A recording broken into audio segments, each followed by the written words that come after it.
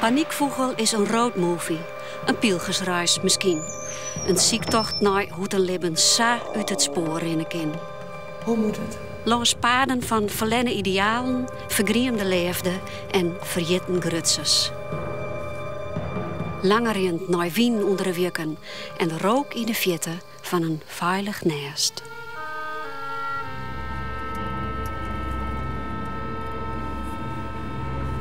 Kan jij even de route doen? Vasthouden? Oh ja, krijg je dat als je losgaat. Nou, dat gaat dus niet lukken, niet, hè? Ik kan niet bij dat dingetje. Hier moet ik zijn. Ja. Albanië. Nee, daar gaan we niet heen. We gaan naar Frans. Ja, mij geeft hem. Voilà. Oké. En route. Al goed.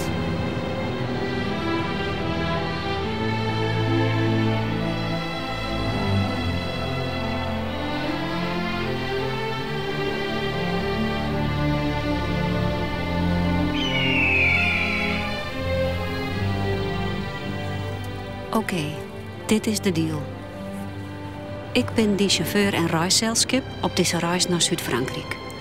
Testitienoer, dat stou die verhaal dorst. Ik heb heel veel zin om de Pyreneeën weer te zien. En ben ook benieuwd naar wat het met me doet. En mijn verhaal? Ach ja, misschien heeft iemand er wat aan. Dit avontuur weer van het begin af aan een riskante onderneming. Want varus lissen er nogal wat apen en beren op het dik. Goeien, dit is Joert met Frieske Nijs van Toonsdier Santje Januari. Bij een grote bron in de Ljouwte binnenstad is vannacht een 53-jarige vrouw slim verwonden rekken. Ze leidt in het bronwondencentrum in Greens. De bron in het monumentale wencomplex is nevens de bronwacht ontstaan in de wente van het slachtoffer. Ja, die bron. Die bron met maar even wachtje. 2 jaar verleden moette ik Willemijn voor het eerst. Ik filmde haar bij het verhuizen van daklezen opvang de Terp in Ljouwert naar een complex voor begeleid wenjen. Ik heb hier vrij lang gewoond, 9 maanden. Langer dan eigenlijk de bedoeling was. En dat is ook meer dan genoeg. Ja, ik weet niet hoe ik dat precies uit moet leggen. Even zien hoor. Hoi Klaas, sleutels moeten bij jou? Hey. Hi. Nou, ga je weg? Ja, ik ga weg. Gaan we dan? Het vlindert in mijn maag. En waarom? Geen idee. Willemijn de Wit, skyn en wif vond ik haar. Maar ik gleun en ontwapenend. Ik hier haar vregen wat haar heldinnen wieren. Nou, zei ze vlot, dat binnen Brigitte Kaandorp, Alette Jacobs en Meryl Streep. Dat is echt een heldin van jou, hè? Ja, ja. Ja, ik vind het een fantastische... Ik weet verder helemaal niets van haar, hoor. Ik ken alleen haar films.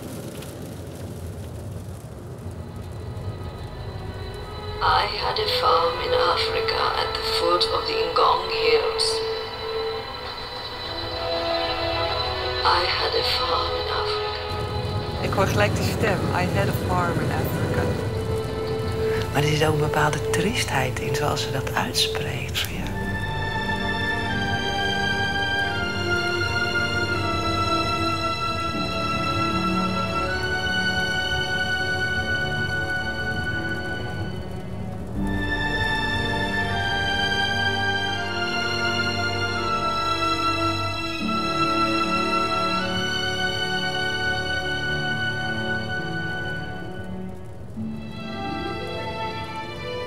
Volgens mij is dit niet gewoon wat mensen een pechperiode noemen.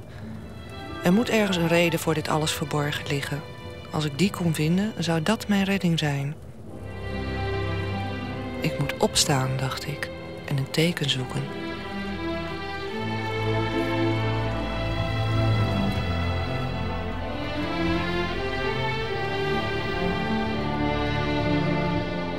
Out of Africa is het autobiografische verhaal van de Deense Karen Blixen.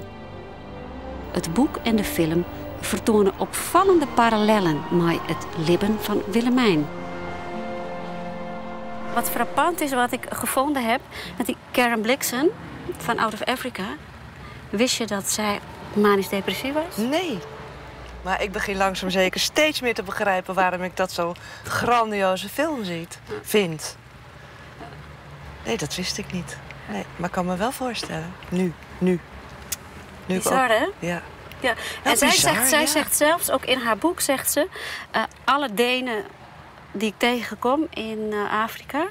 bijna alle mensen hebben dat hele heftige en dat rusteloze... waardoor ze dus eigenlijk niet in een gewone situatie kunnen aarden. Juist, ja. En dus vertrekken. Zoals mijn vader heeft zijn gezin meegenomen naar Suriname. Ja, heeft jullie de hele wereld overgesleept? Of Mijn moeder wilde dat absoluut niet. En wat gaan we nou weer doen?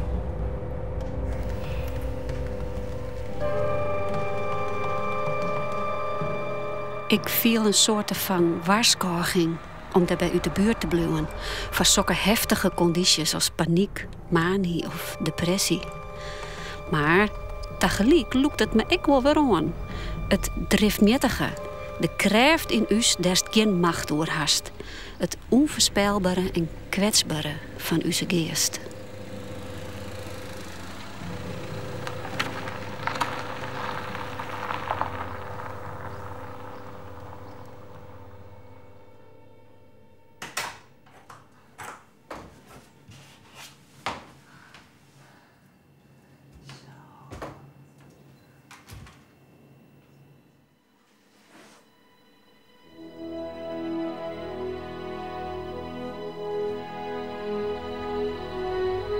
I had a farm in Africa at the foot of the Ngong Hills. I had a farm in Africa.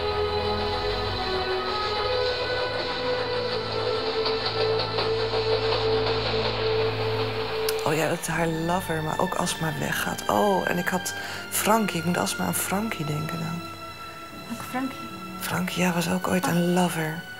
En volgens mij heb ik met hem ook... Nee, we hadden het vaak over deze film samen. Ja? Ja. Nou. Hij was Robert Redford. En, ik Meryl Streep natuurlijk. I'm Baroness Blix. Not yet. Hey, Jack, Dennis. Maar you had a farm in Frankrijk. I had a farm in France, ja. En als het goed is, staat hij er nog. Maar ik ben er niet meer. Ja. Ja.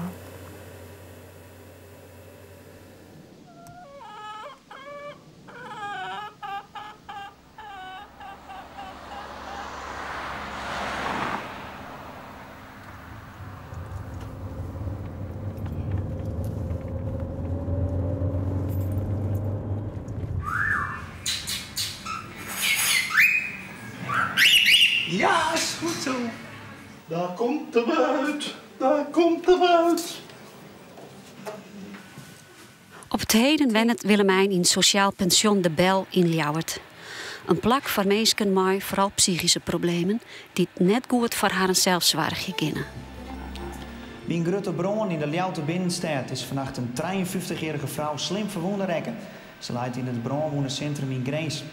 De bron in het monumentale wencomplex is nevens de bronwacht ontstaan in de winter van het slachtoffer. Bij de bron gingen 9 van de 50 appartementen verlen. Want dit soort dingen stonden volgens mij allemaal in de grenen kast die ik had. Ja, dat ziet eruit, hè? Het is inderdaad gewoon in de fik geweest. Ja, mijn oude werk. Gesmolten. Wat is het? Ach, heer.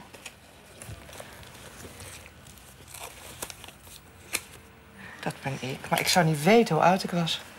4? Ach. Nee, joh. Nee? Ik zit als me denk, hoe oud was ik daar, joh? 33 volgens mij. Ja. Ach. Dit is de keuken van het huis in Frankrijk. En dat ben ik dus. Ben jij dat? Maar ik zie bijna altijd toch wel een zeer vermoeid iemand op die foto's. Dan lach ik nog wel, want het was vast wel gezellig, blijkbaar. Ja. Maar toch altijd een zweem van zware vermoeidheid achter. Bovenvrouw. Ik herken je dus niet, hè? Ik weet dat het zo is, maar toch is het wervreemd dat de vrouw van deze foto's zo uit het spoor rekken is. En daarbij, de wereld van de verslaving is voor mij een volslijn onbekende wereld. Als je er zo helemaal middenin zit, vind je het allemaal nog wel meevallen. Van ik loop toch niet dronken in mijn blote kont over straat? Zoiets hield ik me dan altijd voor. Van ik gedraag me toch nog wel redelijk. Mensen zien dat toch niet aan me. Nou, ik herken ze op 150 meter afstand, hoor, de drinkenbroeders. De mede-drinkenbroeders. Ik denk, ja, dat hebben mensen ook aan mij gezien natuurlijk. Broodmager, wallen, zwart als de nacht onder mijn ogen. Ja, wat wil je? Heb je angst ook om weer te gaan drinken? Nee, nu niet. Wie weet Kost je niet ontzettend veel moeite? Niet meer. Ik heb er 10 jaar over gedaan om er vanaf te komen. Hallo? Mag het een keer afgelopen zijn? Alsjeblieft. Wat verdorie. Het is wel genoeg geweest. Ik zit nog hier. Wat een heleboel van mijn kennissen, vrienden en familie niet hebben verwacht, denk ik. Ik mag mijn handen dichtknijpen dat mijn organen niet zijn aangetast. Dat ik niet zwaar Korsakoff heb. Ik mag God op mijn blote knieën danken daarvoor. Dus nu ga je voor mijn idee bovenlangs. Maar kijk eens, daar beneden moeten we zijn. Nou, nu kunnen de tomtoms uit als het goed is, de kaarten weg. En dan gaan we op het geheugen. Nou, dit is de Hoofdstraat. Dat is eigenlijk het centrum hierachter. We binnen in Saint-Antonin-Nobleval, 60 kilometer van Toulouse. Hier wacht dus een confrontatie met het verliezen dat we beiden nogal zien sjoggen. Juster Jonke Tierut zien, brandalarm in het centrum van Ljout. In het monumentale appartementencomplex Het Kleester, onder Grutte Tjerkstritten, is op de zouderetage brand uitbrutsen. Hoe werd jij wakker? Ik werd wakker omdat ik zelf in brand stond.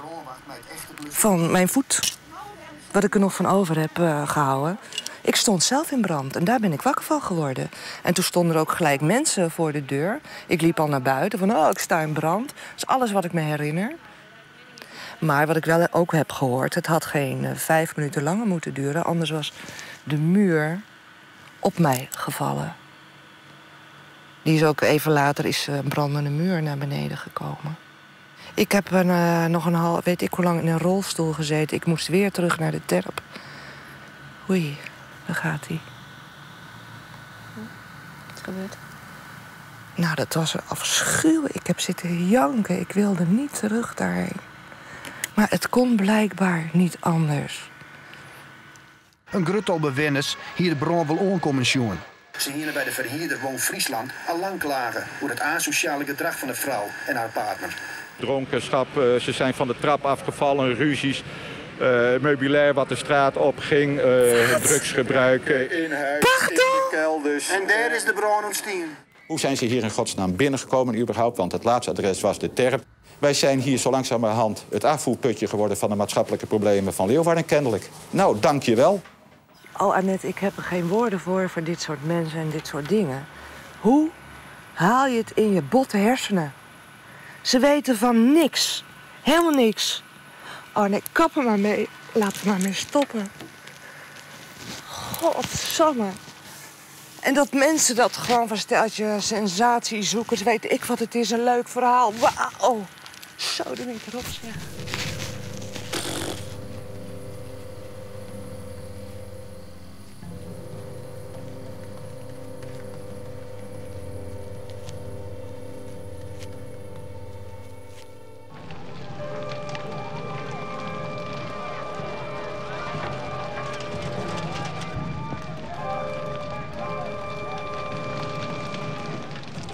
Een jaar later wordt Willemijn in een rechtszaak vrijsprutsen van schuld onder brand bij gebrek aan bewijs.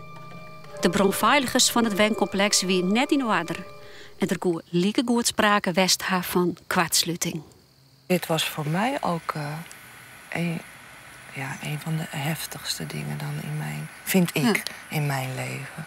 Ook omdat ik me zo als een hond behandeld heb gevoeld. Echt als een stuk vuil. Wil je ook een checkje? Heb je liever zo? Ik ga er bijna van gaan roken. Ja. Ik kan niet tegen je zeggen, nou doe ons maar een borrel. Verdomd. Nou, jou wel, mij niet. Goh, nou. Nu moeten we straks links een zandpad in. Ditzelfde paard kwam Willemijn 20 jaar lien Ekdel. Ze wie door correct afstudeerd als creatief therapeut. En op Algardo zou ze misschien wel voor het eerst echt goed te plak wezen. Het is ook veel kleiner dan ik me herinner. Ik dacht dat het hier heel groot vlak was. God, ik sta verbaasd dat ik dat al 's ochtends om 6 uur dat trappetje heel huids opkwam. Doet iets wie Willemijn een van de allereerste groepsleiders in dit toen nog naaie fenomeen. Een jeugdzorgboerderij voor ontspoorde jongeren. Het had al die tijd nog in bedrijf geweest, maar zo'n per maand stiet het leeg. Deze was van hier, dacht ik. We hebben in het dorp de kaaien kregen. Zullen we eens kijken?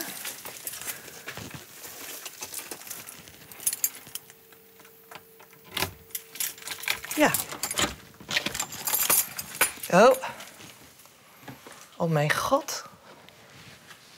Oh, dit is allemaal heel anders, inderdaad.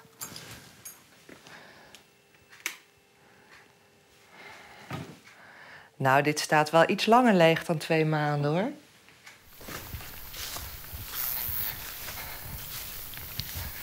Zo. Dit was de werkruimte en meditatieruimte voor groepsbijeenkomsten, therapieën ook wel. Het therapeutisch programma is 's morgens om 7 uur hier aanwezig. Met mij erbij, want ik was de doemevrouw, de creatieve therapeute van het spul. Dus ik was iedere ochtend de klos.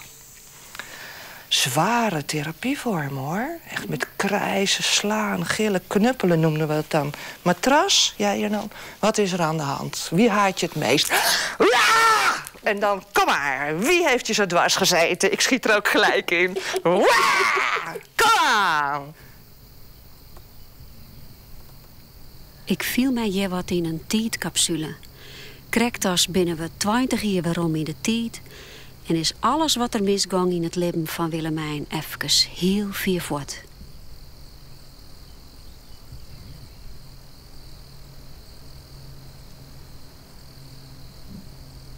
Hier op Algardo had ze haar grote leefde moeten, groepsleider Aad. Maar hij bedarre in een conflict en Willemijn moest kiezen. Waarom ben je weggegaan? Ik moest een keuze maken tussen werk of relatie. Eigenlijk zo simpel. En ik heb voor de relatie gekozen. Ja. Voor de liefde. Oh. Ja, het is wel zo. Het is echt waar.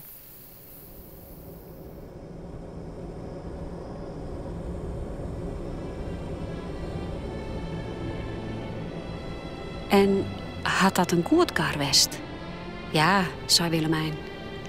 Ik altijd ja.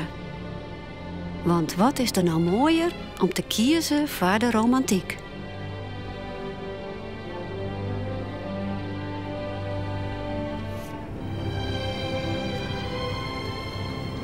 Nou, wij komen nu zeg maar hier vandaan, hè? Hier, niet zo. En dit kleine piepie? Ja, dat is Mas Lesidro. Maar toen was het nog toen was het nog echt een ruïne.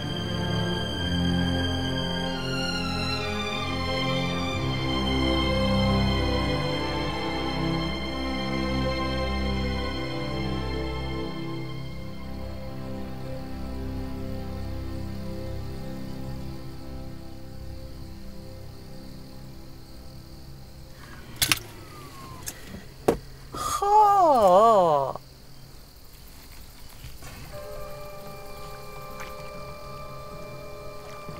Een familie uit Braschaat kocht Mas Lesidro van Aad en Willemijn toen ze de tegeer geen stuur meer oorheen. Ja, het terras is ook veel kleiner. Het is ook allemaal anders. Hé, een druif.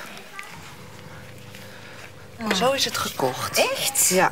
Niks hier. Nee, ik kon niet metselen, dus ik mocht wel met de natuurstenen. Ja, dat mocht ik doen, verder niet. Ja. Aad was ook een behoorlijk dominante baas. Hij kon met verbaal geweld komen. En ik dacht,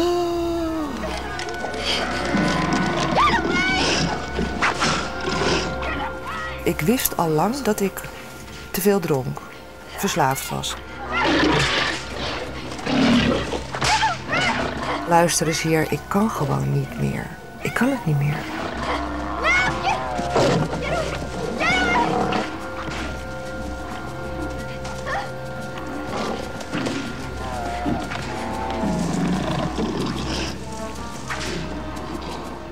Ja, er is goede paniek hier in het paradijs geweest.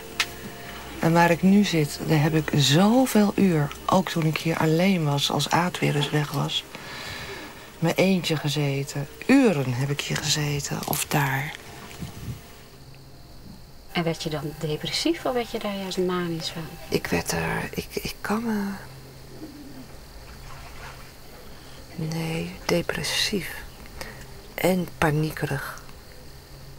Zo van, weer het zelf van, oh god, wat moet ik, wat moet ik? Ik heb hier in die kamer een keer met een mes zitten spelen. Van, zal ik mijn polsen door... Totaal overstuur. Dus ik wilde helemaal niet dood. Maar van, zal ik gaan snijden? Hoe moet ik dat doen? Uren. Zo van, hoe moet dat dan? Ik heb het nooit gedaan, hoor. Maar wel daar uren mee bezig geweest. Met... Het enige wat ik wist, dit moet weg, dit moet weg. Plok, fles open. Dit moet weg, het gevoel moet weg, dit moet weg. Nou, en als je dan maar genoeg drinkt, val je wel om. Misschien zit er bij mij iets in van, nou, ik deug niet. Ik ben niet goed genoeg. Dat als grondhouding, hè? Van ja, hoe noem je dat?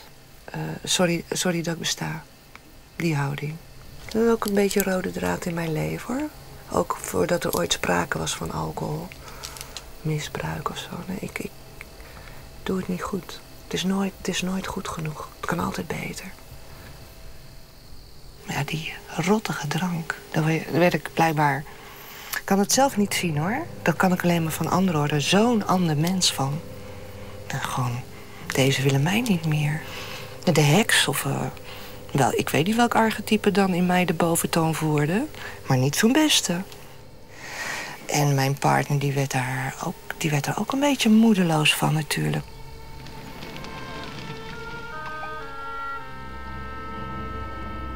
Karen Blixen ging failliet en moest haar plantage verlitten. Willemijn kon hier de streets in de drank en de depressies net baas worden. Ze vertrok van Maslesidroe. Alleenig. Hoe wie dat toe voor haar? Ik weet het dus echt niet meer. Ik weet het niet meer. Aad heeft mij naar het vliegveld gebracht. En ik had een gedeelte contant geld bij me van de verkoop. Ik weet het niet meer. Dat je geen herinneringen hebt aan... Nee. Nu laat ik dit achter. Nee. Ik kan me alleen maar iets bij bedenken. Want het zal niet echt leuk zijn geweest. Van tegen de paniek aan. Maar dan wel rustig. Zorg dat je in het vliegtuig komt. Zorg dat je in het vliegtuig komt. Zoiets kan ik me alleen maar bedenken. En hoe is het dan nu voor je, deze mensen in jouw paradijs zitten Dat en er niks voor hoeven te doen? Dat is helemaal goed. Daar ben ik zo blij mee, ja. Want dit was natuurlijk mijn huis. En zo mooi en fijn en fantastisch. Ik ben alleen maar heel blij mee dat ze het nog mooier hebben gemaakt.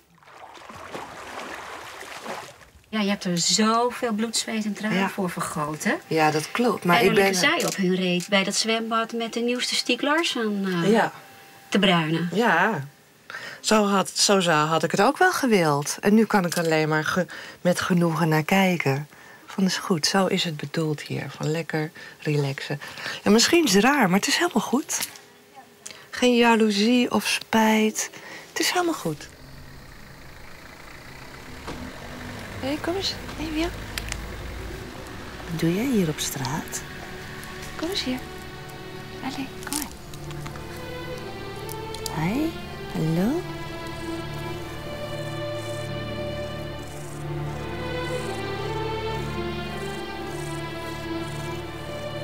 Er moet ergens een reden voor dit alles verborgen liggen. Als ik die kon vinden, zou dat mijn redding zijn. Ik moet opstaan, dacht ik. En een teken zoeken.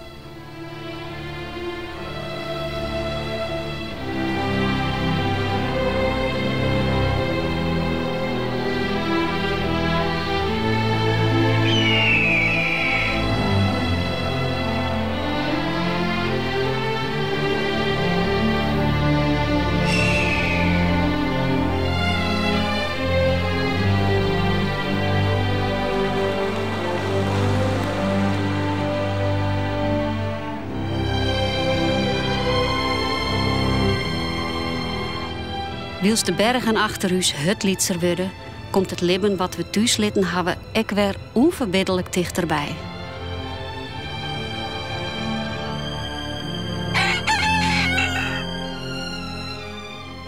Ik heb een wietklusje voor je. Ja. Met een D. Oké. Loop je even mee? Even tussen de vaste planten. Daar groeit een heleboel wingerd. Oh ja, ja. En dat begint de boel te overwoekeren, dus dat moet er eigenlijk even uit. Ja, dat is goed.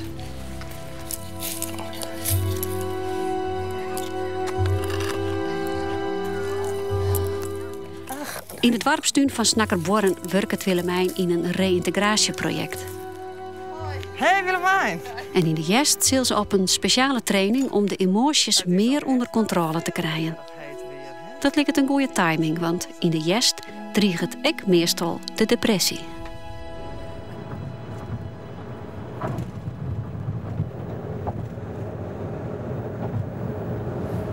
Maar bijna terug op de... Nou, thuis vind ik een groot woord. Bijna weer terug in Leeuwarden. Zie ik wel een beetje tegenop. In de Pyreneeën voelde ik me heel erg op mijn gemak. En niet alleen omdat ik niet hoef te werken of moeilijke dingen hoef te doen, weet je. Dat besef ik me ook wel. Het is ook wel heel ideaal, zo met jou op stap. En heel fijn, heel prettig. Nee, dit wordt zometeen een heel andere koek. Dat is gewoon weer terug naar de... Ergens hoop ik dat het me heel erg tegenvalt. Zodat ik volgende week direct allerlei dingen ga ondernemen om de situatie te veranderen. Maar het is goed dat ik me een beetje op voorbereid. Van nou, dat kan wel eens goed tegenvallen. Dat ik straks, als ik het gebouw al zie, in tranen uitbarst. Gewoon van nee, ik wil het niet.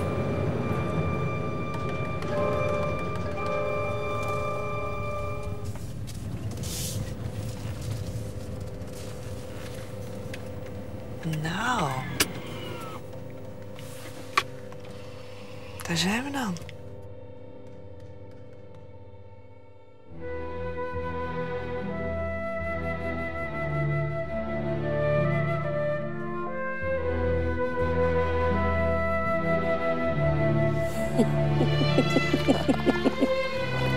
Hey, pas je goed op jezelf?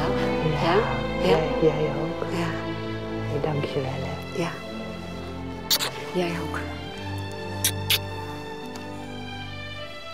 Ontzettend.